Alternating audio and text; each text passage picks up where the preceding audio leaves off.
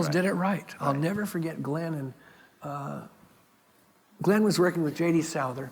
Yeah. And they would watch us play at the Troubadour. Yeah, and it wasn't always very good because we were lazy. But I always knew Glenn was going, okay, that's what we're not going to do. That's what we're not going to do. And you guys did it so well. You were so professional. And to me, and I told Bernie this the other night, the Eagles were fantastic. And Bernie and I was in Manassas at that point. It was 1972. The Eagles were just going to be released soon. And I was in England with Stephen Stills in the Manassas band, living in this house outside of London. And Bernie was over there mixing the first Eagles album with Glenn Johns, I'm sorry. And we hooked up. He came over and brought some tracks to play for us. And I didn't know that. You told me last night he had stayed with us a few days, and we played and stuff. But I heard the tracks. I went, oh my God! I said, "Witchy Woman." First single, "Witchy Woman," and it was "Take It Easy." They both were good.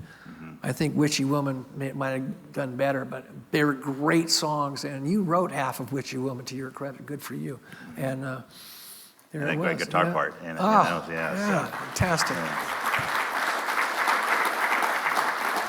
But you guys sent everybody back to the drawing board. Every musician went, uh-oh, that was in that kind of music. He's like, yeah, Eagles they were good. Well, and then "Take It Easy" has your beat bender on it. That down, down, that great guitar part was such a big part of the song. Yeah. Actually, I was playing that guitar, but most of those bends were finger bends. On "Take It Easy." It has that real twangy part to it. And also, I know Glenn Johns says that although it's subtle, that your double stop, the double banjo underneath it was one of the things that made it so catchy with people not quite maybe knowing that that's what it was, but it really added to the track as well. It was double speed. Yeah. And so it adds this feeling of speed to it. Yeah. I knew that was you. When I heard that record the first, I said, Bernie. You do a Don Reno double time. But how cool that you heard the Eagles album long before it was released, because your good old friend was both were in London at the same time. Divinely sent. But so when the Eagles started, there was some decisions we made, and one was we're going to be very professional. Right. So because a lot of the LA groups, including the Byrds, started out as folk singers, so they weren't really bands, And luckily, when I went to Florida, I played in a top 40 band, and so you play fraternity parties and you had to do 4 sets, right? And so we got really good. I got good as an electric rhythm guitar player, but so I had some experience in a band with a rhythm section, and then and so when the Eagles started, one of the things we said was we're going to be professional. So we called it the LCD, lowest common denominator, and so we're going to rehearse to the point where if one guy has the flu and 2 guys aren't speaking to each other, we can do a really excellent show. And so I'm not telling you which shows was the case. That worked out. But so the point was we're never gonna actually totally suck. We might have better days, but anyway, so we decided we're professionals, and so well, that helps a interesting lot. when you talk about Glenn and coming to the Burrito Brothers show.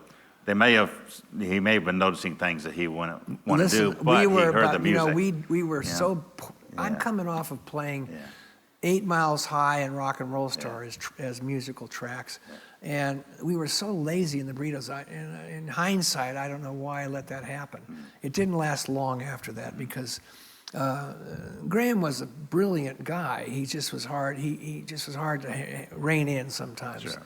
And I regret not doing that, but it didn't matter. But the Eagles said, we're not going to perform like that.